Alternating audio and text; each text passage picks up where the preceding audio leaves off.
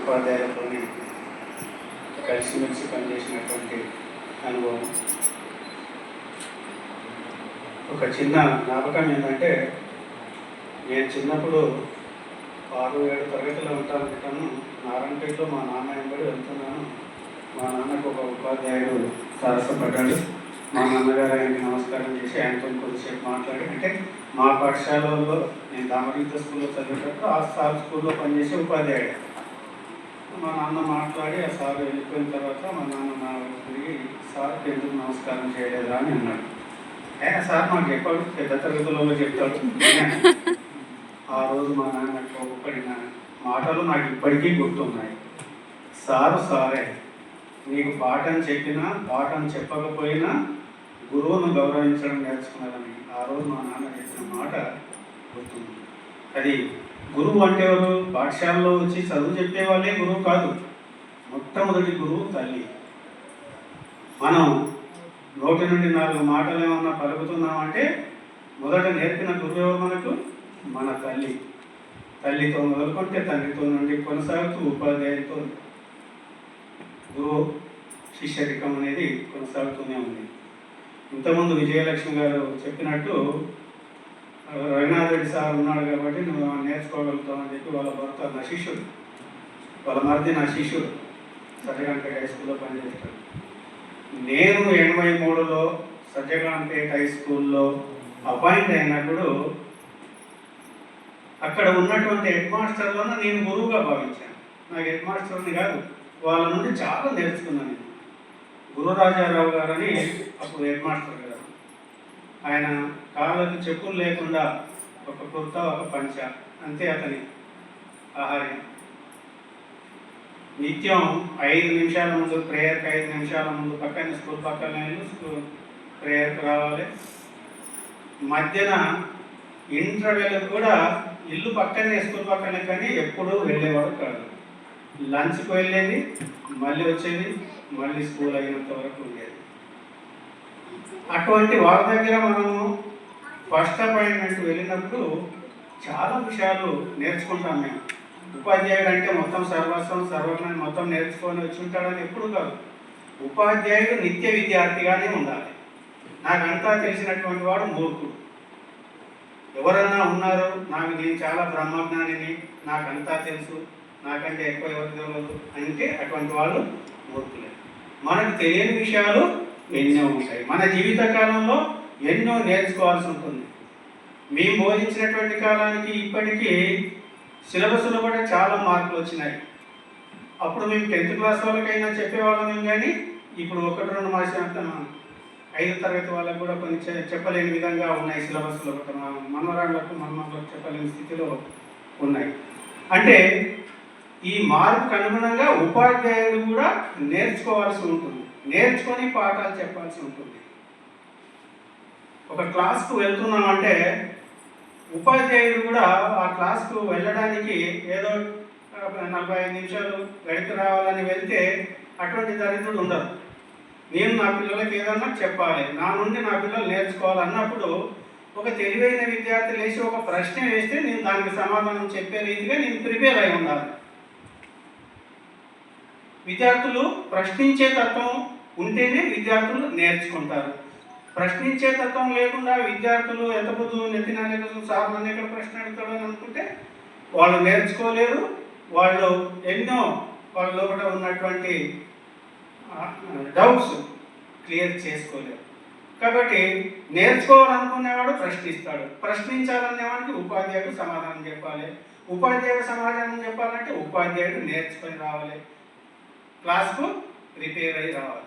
ఆ విధంగా ఉపాధ్యాయుడు అనేవాడు పూర్తిగా అన్ని తెలిసిన వాడు కాదు. ఉపాధ్యాయుడు నిత్య జీవితంలో ఎంతో నేర్చుకుంటూ కాలానుగుణంగా మరి విద్యార్థులకు విద్యా బోధన చేయాల్సి ఉంటుంది. అయితే ప్రతి విద్యార్థి జీవితంలో ఎంతోమంది ఉపాధ్యాయులు ఉంటారు, కానీ ప్రతి ఒక్కరికి ఏదో ఒక ఉపాధ్యాయుడు ఏదో రకంగా గుర్తుండిపోయేటటువంటి బోధన, ఏదో రకంగా గుర్తుండే ఉపాధ్యాయులు కూడా ఉంటారు, గుర్తుపెట్టుకుంటారు. ఒక ఉపాధ్యాయుడు నేను చెప్తాను నా అనుభవం రీత్యా, డిగ్రీలో మాకు తెలుగు బోధించేవారు వల్లభరెడ్డి బుచ్చారెడ్డి గారని. ఆయన చాలా పెద్ద మేధావి, ఎన్నో గ్రంథాలు రాసిండ్రు. కానీ ఆయన బోధన అట్రాక్టివ్గా ఉండేది కాదు, ఎందుకో బోర్ అనిపించేది. నేను ఒక రోజు క్లాసులో నిద్రపోయాను. ఏమయ్యా లేపేడు, ఏమయ్యా నా పాఠం నీకు నిద్ర వస్తుందా అన్నాడు. నేను నిద్ర రాకపోతే ఏదో వస్తుందా అందం అనుకుందా కానీ, అంటే ఆ వయసు అంటే ఆయన నాలెడ్జ్ను అర్థం చేసుకునే కెపాసిటీ లేదు. అంటే ఉపాధ్యాయుడు కూడా ఎలా బోధించాలంటే విద్యార్థి మనస్సును ఎరిగి బోధించాలి. విద్యార్థి ఆసక్తి చూపిస్తున్నాడా లేదా, నేను చెప్పేదాన్ని వింటున్నాడా లేదా అని అర్థం చేసుకుంటున్నారా లేదా అనే విధంగా బోధించాలి. ఇప్పుడే ఒక ఉదాహరణ, కొన్ని తర్వాత కొంత అనుకునేది గుర్రాజరావు గారు చెప్పాను. కానీ ఆయన కొద్దిగా ఎక్కువ టైం తీసుకునేవాడు, 1-2 గంటలు అట్లే చెప్తూ పోయేవాడు. కానీ పిల్లలు ఎంతవరకు గ్రహిస్తున్నారా లేదా అని కొంత లోపం ఉండేది. కొందరు కొద్ది సమయమే బోధించిన పిల్లలను మోటివేట్ చేయడం, అంటే అటు ఇటు కాకుండా సార్ ఏం చెప్తాడో ఏం మిస్ అవుతామో అని చెప్పి ఆసక్తి రేకించి మోటివేట్ చేసి బోధించేవారు. వల్లభరెడ్డి బుచ్చారెడ్డి వల్ల ఏ విధంగా ఉండేదో నాగం గోపాల్ రెడ్డి అని ఉండేవారు. నాగం జనార్దన్ రెడ్డికి తమ్ముడు వస్తాయికారు. ఆయన చెప్తే ఆయన క్లాస్ మిస్ అయ్యేది కాదు మేము. అట్లా ఉపాధ్యాయుల లోపల కూడా బోధన లోపల కూడా కొంత వ్యత్యాసం ఉంటుంది. వాళ్ళు పండితులైనప్పటికీ విద్యార్థి మనస్తత్వాన్ని ఎరిగి బోధించాల్సి ఉంటుంది. ముఖ్యంగా నేను ఉపాధ్యాయుడిగా ఒక 32 సంవత్సరాలు పనిచేసినప్పటికీ నా లోపం ఏంటంటే చిన్నపిల్లలకు బోధించలేను. 5వ తరగతి వరకు బోధన జరిగిందంటే ఈ గర్ల్స్ హై స్కూల్లోనే నా ద్వారా. నేను మిగతా నా సర్వీస్ అంతా కూడా హై స్కూల్లో 6 నుండి 10 తరగతి విద్యార్థులకే బోధించినాను తప్పిస్తే ప్రైమరీ స్థాయిలో ఎప్పుడంటే ఇది బైఫర్కేషన్ కాలేదు, 1 నుండి 10వ వరకు ఉంది మీ గర్ల్స్ హై స్కూల్ నేను ఉన్నప్పుడు. కాబట్టి అప్పుడు మాత్రమే చిన్న తరగతి పిల్లలకు అప్పుడప్పుడు క్లాసులు తీసుకునేది. అది ఏ విధంగా ఉంటుందో అనుభవం, చాలా ఓపిక ఉండాలి చిన్న పిల్లలకు చదువు చెప్పాలంటే. ఆ పిల్లల స్థాయికి దిగి ఉపాధ్యాయులు బోధించాల్సినటువంటి అవసరం ఉంటుంది. మరి అయిపోయింది, ఎవరు రకరకాల ఎంతోమంది ఉపాధ్యాయులు వచ్చారు, బోధించారు, వెళ్ళారు, మనం ఏం నేర్చుకున్నాం అంటే ప్రతి విద్యార్థి ప్రతి ఒక్కరు కలెక్టర్ కావాల్సిన అవసరం లేదు, ప్రతి ఒక్కరు ఐఏఎస్ ఆఫీసర్ కానీ, ప్రతి ఒక్కరు ఇంజనీర్ కానీ కాలేదు. ఎవరి స్థాయిని బట్టి వాళ్ళు తాము ఎన్నుకున్నారు భవిష్యత్తు ఏందనేది. అది ఉద్యోగం కావచ్చు, సెల్ఫ్ ఎంప్లాయ్మెంట్ కావచ్చు, వ్యాపారం కావచ్చు, కుల వృత్తి కావచ్చు, వ్యవసాయం కావచ్చు, ఏదైనా కూడా దానిలో కూడా మీరు మీ తెలివితేటలు ఉపయోగించి చదువు వల్ల ఏమవుతుంది, మనకు ఒక రంగంలో మనకి ఇష్టమైనటువంటి రంగంలో ఉన్నటువంటి మెలకువలను తెలుసుకునేటటువంటి అవకాశం చదువు వల్ల కల్పిస్తుంది. ఎందుకంటే చదువు వస్తేనే వ్యవసాయంలో కొత్త వంగడాలు ఏమొచ్చినాయి, వ్యవసాయానికి రోగాలు వస్తే ఏం మందులు వాడాలి, నేల ఎట్లా దుక్కి చేయాలి, ఇవన్నీ చదువున్నోనికి తెలిసినంత, అంటే అనుభవపూర్వకంగా చదువు లేనివాడు కూడా చేస్తున్నాడు. కానీ ఏ మందు ఎంత డోసు వేయాలంటే మళ్ళీ వాళ్ళని కొద్దిగా చదువు అనేది ఉపయోగపడుతుంది. అంటే ఇక్కడ చదువు అనేది మనిషికి మార్గనిర్దేశనం చేయడానికి ఉపయోగపడాలి తప్పిస్తే చదువుకున్న ప్రతి ఒక్కడు ఉద్యోగం చేయాలి అని గవర్నమెంట్ నాకేమి ఇచ్చింది, నేను ఇంత చదువుకుంటే నాకేం లాభము, నాకు ఉద్యోగం రాలేదు, అది రాలేదు అనుకోవడం కాదు. మనం చదివేటప్పుడు మన లక్ష్యం ఏంటి, ఒక లక్ష్యం పెట్టుకొని చదవాలి. తర్వాత మన జీవితం అంటే మనకు అనుకూలం. ఇప్పుడు మేము కూడా ఒకప్పుడు వ్యవసాయ కుటుంబం నుండి వచ్చినటువంటి వాళ్ళమే, మాది వ్యవసాయ కుటుంబమే, మా చదువు కొరకు పొలాలమ్మి మమ్మల్ని చదివించినటువంటి సందర్భాలు కూడా ఉన్నాయి. నేను 4వ తరగతి నుండి 10వ తరగతి వరకు దామరింత హై స్కూల్లో చదివాను. మా ఊరికి 8 కిలోమీటర్లు, రోజు వెళ్ళడం సాధ్యం కాదు కాబట్టి అక్కడనే ఒక రూమ్ తీసి పెట్టినారు మా నాన్న. నేను, మా తమ్ముడు ఒకతను 2వ తరగతి, మా అన్న ఇంకొకతను 3, ఒక అన్న 4, నలుగురం ఉండేవాళ్ళు. ఒక నెలలో నాకు వంట ఎట్లా చేసుకోవాలని నేర్పుతున్నారు. ఇప్పట్లాగా స్టవ్లు లేవు, గ్యాస్ సిలిండర్లు లేవు, కిరోసిన్ స్టవ్లు లేవు, కట్టెల పొయ్యి, పిడికల పొయ్యి. దాంతోనే మేము 4వ తరగతి నుండి 10వ తరగతి వరకు దామరిందలో చదువుకున్నాం. కానీ ఆ కాలంలో ఇప్పుడు తల్లిదండ్రులు మర్చిపోకూడదు అని అందుకొరకే మేడం వాళ్ళు చెప్పినారు, తల్లిదండ్రులను ఎప్పుడు కూడా మర్చిపోకూడదు. వాళ్ళు ఒక కొడుకుని ఇలా భేదభావం ఉండదు. వాళ్ళ లోపల భేదభావం వచ్చిందంటే మనమే కల్పించి ఉంటాం. తెలిసో తెలియకనో తల్లిదండ్రులకు మన మధ్య అన్నదమ్ముల మధ్య భేదభావం కలిగేటట్టు మన ప్రవర్తన చేసి ఉంటారు తప్పిస్తే పుట్టుకతోని ఏ తల్లిదండ్రులకు తమ పిల్లల పైన భేదభావాలు లేవు. మా 7 మందిని కూడా మా నాన్న చదివించాలనుకున్నాడు, కానీ 5 మంది చదవలేకపోయారు. నేను ఒకటి, మా తమ్ముడు ఒకటి అమెరికాలో సెటిల్ అయ్యి, ఇద్దరం మాత్రమే చదివాం. ఆ రోజు భూములన్నీ కూడా చదివించినారు. ఇప్పుడు మీది అయిపోయింది, చదువు అయిపోయింది, మీ పిల్లలకు అది ఉపయోగపడాలి. ఏంటి అనేది మేము చెప్పేది ఎందుకంటే కనీసం మీ పిల్లలకు, మీ కొడుకు సంతానానికి లేదా మీ మనవలకు మనవరాలకు చదువు అనేది ఏ విధంగా నేర్పించాలి, ఎందుకొరకు నేర్పించాలి అనేది ఉపయోగపడాలి. మేడం గారు చెప్పారు, బాధపడుతున్నారు. మేడం గారు కొట్టిండొచ్చు, కానీ నేను చాలా కొట్టాను. నేను సత్యకారిపేట హై స్కూల్లో కోచిలో కొట్టింది తక్కువనే, ముత్యాల హై స్కూల్లో బాగా ఫేమస్. అప్పుడు తల్లిదండ్రులు కూడా సరే, నేను కొద్దిగా 10 నిమిషాలు తగ్గిన కాలంలో నాన్న మాకు సార్ కొట్టిండు అని అంటే, ఎవర్రా ఎట్లా ఎందుకు కొట్టిండు అని అనేవాడు కాదు. మా ఇంతగా ఎందుకు కొడతాడు, నువ్వు ఏదైనా తప్పు చేసింటావు కొట్టింటాడు. దెబ్బలు తిన్నాం. ఈ అగ్గిపేట సారే ఉండేవాడు, మరి దామరగిద్దలో ఆయన సైన్స్ చెప్పేవాడు. నేను ఇంటర్వ్యూలో బయటకు అందరూ పోయినాక మళ్ళీ బెల్ అయింది, లోపలికి వస్తూ ఒక 5 తరగతి కాబట్టి గట్టిగా అరిచి తీర్చిన సారు స్టాఫ్ రూమ్లోకి వెళ్ళి చెప్పవాడు, ఏందిరా ఇంటర్వ్యూలో అయిపోయింది తెలియదా, నీ ఇల్లు అనుకున్నావా అంటే ఇవన్నీ మాకు జ్ఞానోదయాన్ని కలిగింది. ఇప్పుడు చెప్పుకోవడం సిగ్గు, నేను తను నిన్నానే సిగ్గుపడడం కదా. ఆ సారు ఆ రోజు ఆ దెబ్బ కొట్టకపోయింటే నా ప్రవర్తన మారకుండే. అంటే విద్యార్థిని ఒక ఉపాధ్యాయుడు మందలిస్తున్నాడు, దండిస్తున్నాడు అంటే వాడిని సక్రమ మార్గంలో పెట్టడానికి చేసే ప్రయత్నమే తప్పిస్తే, నా కొడుకును ఒకరోజు ఇంటికి వస్తే తల్లి ఏదో షికాయత్ చేస్తే కొట్టినా ఇప్పటికి కళ్ళు నీళ్ళు వస్తాయి కదా అంటే ఆ దెబ్బకు వాడు మాట్లాడలేదు.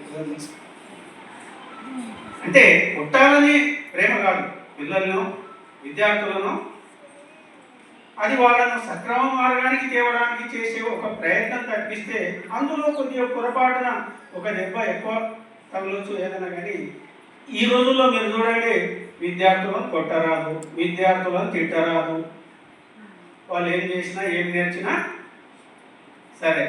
చూడండి, మరి మీరే గమనిస్తుంటారు. మరి ఈ రోజుల్లో విద్యార్థుల్లో మీకున్నటువంటి క్రమశిక్షణ, మీరు చదువు గొప్పగా నేర్చినా నేర్వకపోయినా మీ క్రమశిక్షణ మీ విద్యార్థుల్లో ఉంటుందా?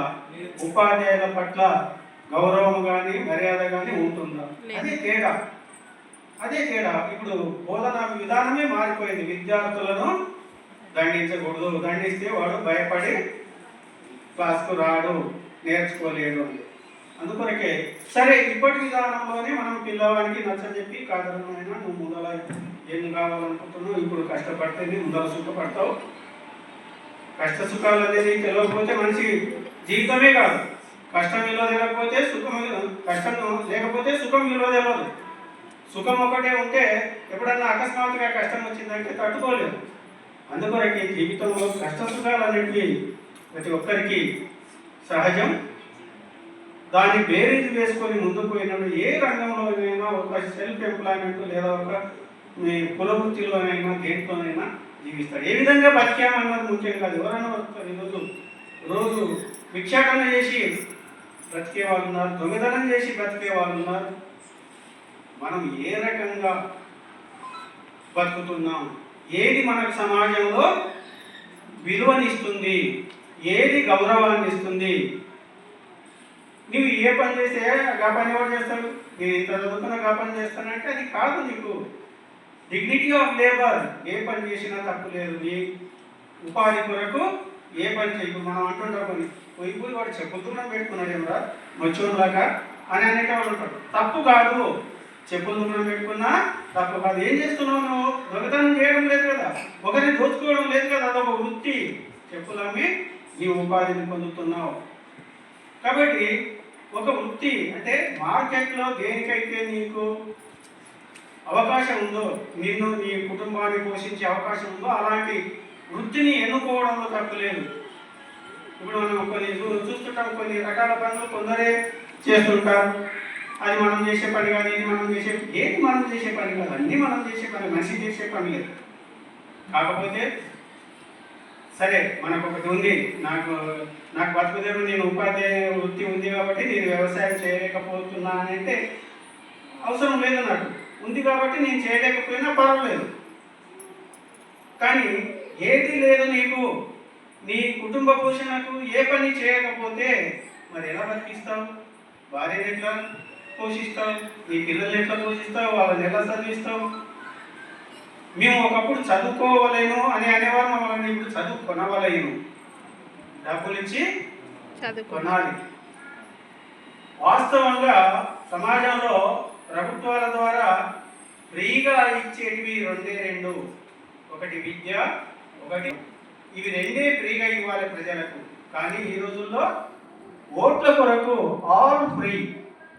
చూడండి, మీరు పల్లెటూరులో ఉండేవాళ్ళు గమనించండి, కూలీలు దొరుకుతున్నారో మీకు ఎంత ఇబ్బంది అవుతుంది రైతు పని.